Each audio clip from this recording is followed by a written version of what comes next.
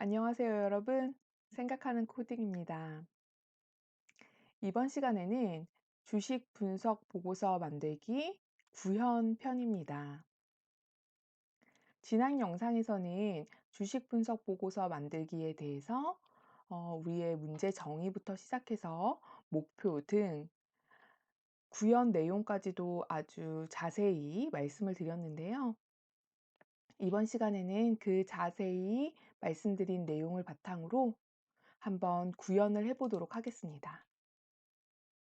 순서는 다음과 같습니다. 우리 주식 데이터 가지고 오는 것, 그 다음에 자료를 준비하는 것, 무슨 자료죠? 그렇죠. 보고서 자료를 만들기 위한 단계인 거죠.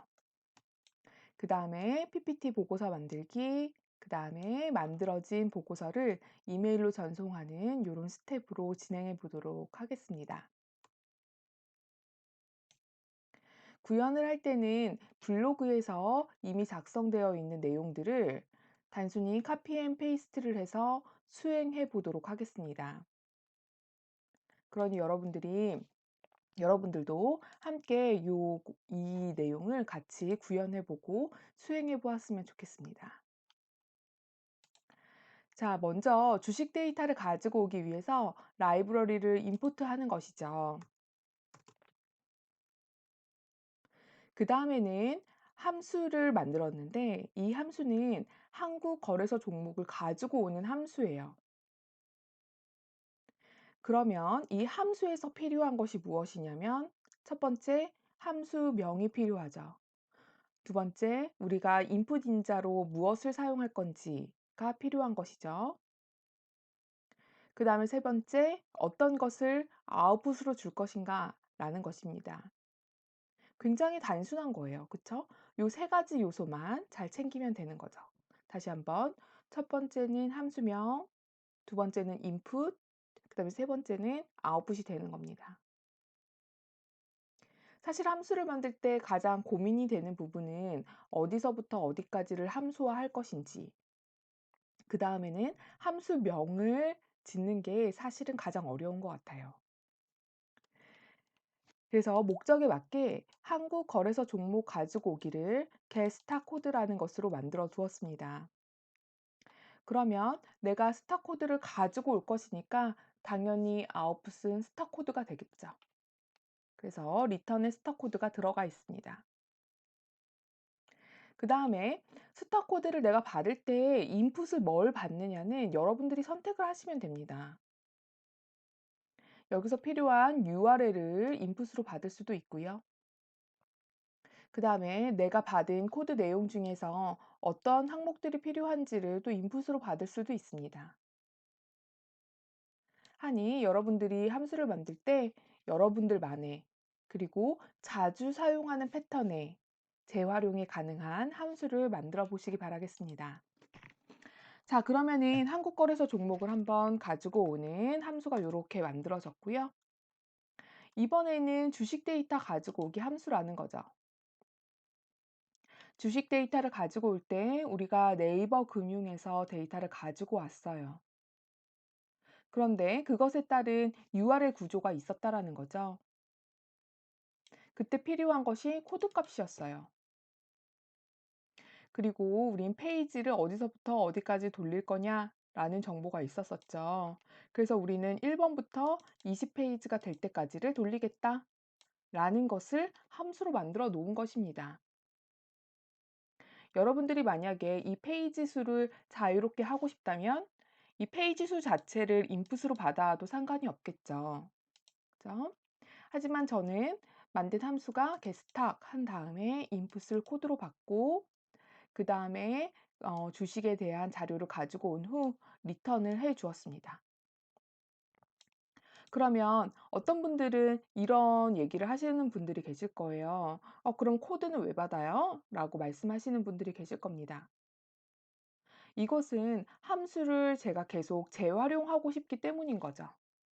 코드 값을 바꿔서 다른 다양한 어, 회사들의 주식 정보를 가지고 올 수 있게 하려면 어떻게 해야 하냐는 것이죠.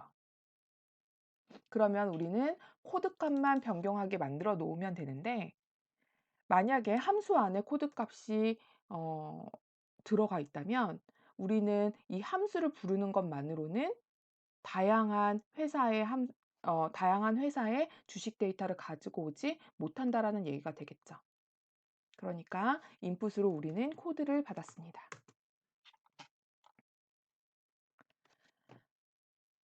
자, 예쁘게 되어 있는 데이터의 형태를 물론 받았지만 우리가 원하는 형태의 데이터는 아닐 수도 있다라는 거죠.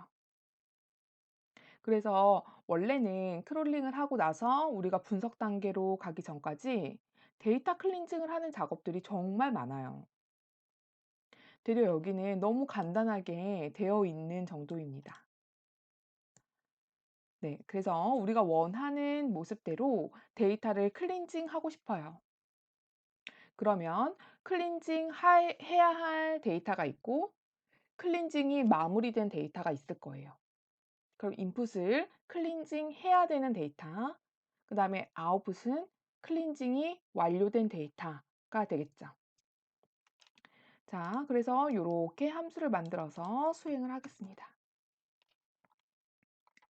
그 다음 수행 단계에서는 내가 원하는 컴퍼니에 대한 종목을 가지고 오고 그 다음에 종목 코드를 가지고 온 다음에 주식 데이터 가지고 오고 클렌징을 하게 되는 것이죠. 그러면 이 부분을 이렇게 수행을 해보겠습니다. 페이지 1부터 20페이지까지 너무 잘 가지고 왔습니다. 자, 가지고 온 데이터를 한번 살펴보기 위해서 df 헤드 해서 한번 보겠습니다.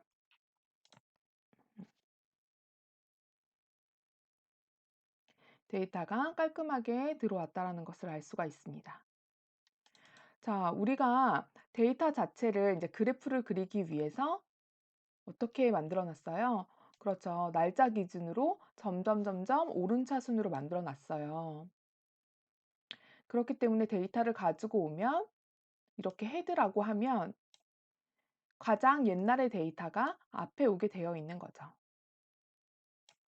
그럼 우리가 이 데이터 프레임에 가장 최신의 데이터를 보고 싶다면 어떤 명령어를 치면 되죠? 그렇죠. tf tail이라고 하면 이제는 가장 최신의 데이터 5개를 볼 수가 있습니다. 오늘 날짜가 2020년 6월 20일이에요. 토요일이고요. 토요일은 주식장이 열리지 않아요. 그러니까 가장 최신의 데이터가 6월 19일이라는 것을 알 수가 있습니다. 불과 15일은 42만 8천 원이었는데 어제 무려 거의 10만 원이 올랐네요. 그렇습니다. 만약에 여러분들이 여기에 수행하는 코드에서 다양한 회사를 가지고 오고 싶다라고 한다면 이렇게 LG화학 여기에다가 뭐 삼성 주식, 삼성전자 이런 식으로 넣은 다음 여기를 포문을 돌면 되겠죠. 그쵸? 음, 여기에 컴퍼니 한 다음에 컴퍼니 이렇게 여기 리스트가 있는 것을 이렇게 넣고 이 컴이라고 되어 있는 부분을 여기 컴퍼니 쪽으로 변경한 다음 이렇게 포문을 돌면 되겠습니다. 그러면 이 df인 경우에는 계속 축척이 될 수 있게 df 어펜드를 통해서 여러분들이 수행을 하시면 되겠죠. df는 뭐 df 어펜드 이런 식으로요. 네. 여기에 뭐 필요한 인자가 있다면 여러분들이 세팅을 해주시길 바라고요. 함수를 만들어 놓은 것 덕분에 이렇게 모듈화를 할 수가 있고 그러니 코드가 관리되기가 굉장히 편하고 수정하기도 굉장히 편한 것 같아요. 그쵸? 그러니까 여러분들이 한번 포문을 돌려서 여러 회사의 정보를 쌓아 보시도록 하겠습니다. 자, 소스 코드는 다시 원복을 하고요. 자, 그다음에 자료를 준비해 보도록 하겠습니다. 필요한 라이브러리 임포트하죠. 왜냐하면 우리는 차트를 만들 것이기 때문이죠. 그래서 차트와 관련된 라이브러리들을 모두 임포트합니다. 그다음에는 최신 정보를 기반으로 우리가 이런 그래프를 만들 거예요. 그래서 그래프를 만드는 함수를 수행을 하고 결국은 우리가 보고서를 만들 것이기 때문에 이 보고서에 대해서 파일로 저장을 하겠다라는 거죠. 규칙도 컴팬이라는 이름으로 png 파일을 만들게 되므로 여러분들이 만약에 포문을 돌리게 된다면 이 또한 우리가 원하는 컴퍼니의 이름을 가지고 와서 포문을 돌려서 만들어주면 되겠죠. 자, 그다음에는 표로 저장을 하는 것입니다. 원래 파워포인트에서 우리가 장표를 추가할 때 표를 추가할 수가 있었어요. 그런데 지금 굉장히 많은 데이터들이 있고 그 열들을 채워 나가기가 사실은 좀 귀찮은 작업이긴 합니다. 표로 넣으면 되게 좋겠지만 이번에는 표라는 것을 이미지로 떨어뜨려서 그러니까 이미지로 저장을 해서 그냥 그것을 파워포인트에 한번 붙여보는 코드인 것이죠. 그래서 이거 역시도 컴퍼니가 들어가고 그것에 언더바 테이블 png라는 이름으로 저장을 하게 됩니다.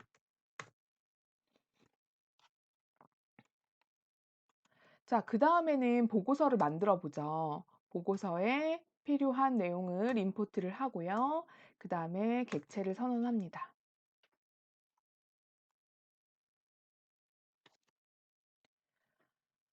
자, 그다음에 제목 장표를 추가하고 그다음은 차트, 그다음에 테이블 장표를 추가해서 두 장의 보고서를 만들 예정입니다.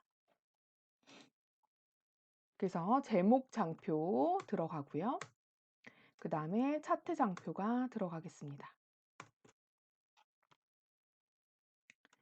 그다음에 보고서를 저장하게 되는 것이죠. 자, 저장된 내용이 잘 들어가 있는지 한번 확인해 보도록 하겠습니다. 네, 이렇게 파일을 열어서 주식 보고서, 그다음에 작성일, 그다음에 어떤 회사가 얼마로 거래를 마감했다 라는 정보, 그다음에 이렇게 이미지 파일 두 개가 들어가 있는 것을 확인해 볼 수가 있습니다. 자, 그러면 이제 이것을 이메일로 보내보죠. 이메일로 보내기 위해서 라이브러리들을 임포트 할 것입니다. 그 다음에는 보내는 사람의 정보를 기재해야 해요. 저는 이츠플레이에서부터 그 다음에 타이니 스토리즈한테 보내게 될 것이에요. 그러면 우리는 보내는 사람의 아이디와 패스워드가 필요한 것인 거죠. 그래서 여러분들 조금 헷갈리실 수도 있지만 그냥 메일을 보내는 과정을 생각해 보시면 되겠다라고 말씀을 드렸어요. 그래서 이곳에는 보내는 사람의 메일 계정과 보내는 사람의 메일 계정 비번을 이제 기재하시면 되죠. 그다음에 메일 내용을 작성을 하는 겁니다. 누가 보낼 거냐, 그다음에 누가 받을 거냐라는 거죠.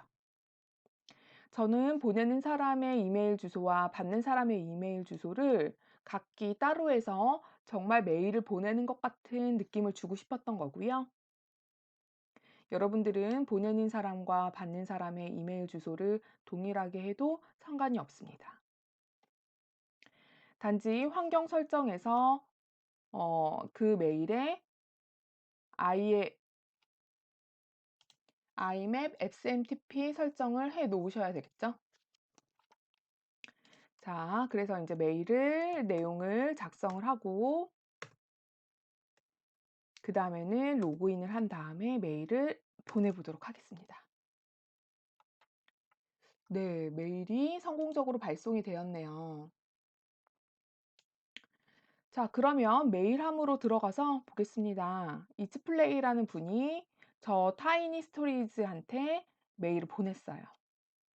그래서 날짜와 이제 제목이 잘 들어가 있고요. 그다음에 첨부 파일 역시도 잘 들어왔다라는 것을 확인해 볼 수가 있습니다. 네, 다운로드도 잘 되고요. 어떠세요? 진짜 내가 원하는 목표 자체를 파이썬 코드로 만들어서 그것이 동작하는 거는 정말 재밌고 큰 희열을 느끼는 것 같아요.